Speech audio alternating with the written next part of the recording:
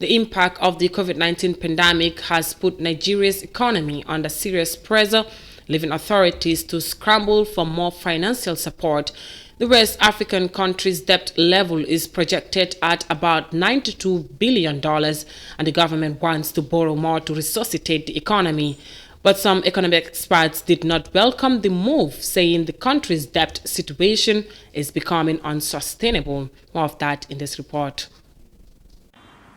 Nigeria has a serious cash crunch made worse by COVID-19 and low oil prices. The government has been borrowing massively to fund its budget. Despite the country's current debt level estimated at around $92 billion, the government wants to borrow more. It's increased its borrowing limit by raising the amount it is allowed to borrow as a proportion of its GDP from 25% to 40%. But some economic experts are against the idea.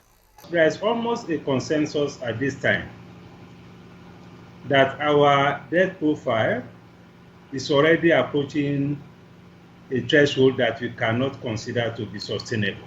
If we look at the components of our resources, of our revenue, that we commit to debt service, it says sometimes close to 60%.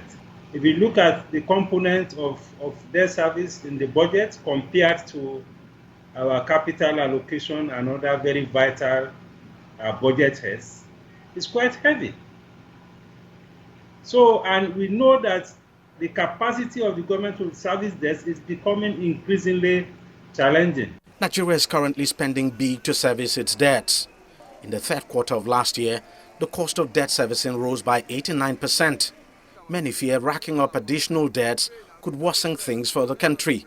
But the government says the intended borrowing is only for the period of 2020 through 2023.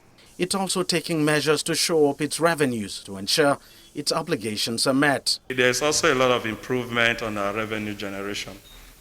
Even though we haven't gotten to where we want to be, but we have seen a steady increase in the revenue from 2018 to today, and we expect that trajectory to continue as we implement the strategic revenue and growth initiative. Part of the new debt management strategy will also prioritize domestic borrowing over external loans. The government says it will focus more on long-term domestic instruments. Perhaps that may make some sense because in the last 1 or 2 years, it's looking as if it's becoming cheaper to borrow domestically than to borrow externally.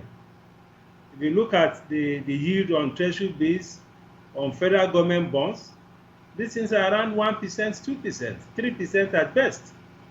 So it's becoming cheaper to borrow domestically than to borrow externally. And generally, in terms of managing debt, it is often easier to manage debts that are in domestic currency than debts that are in foreign currency.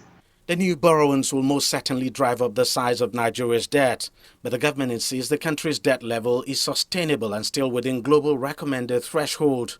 It says without the new borrowings, it will be more than challenging for it to meet its financing needs and get the country on the path of growth.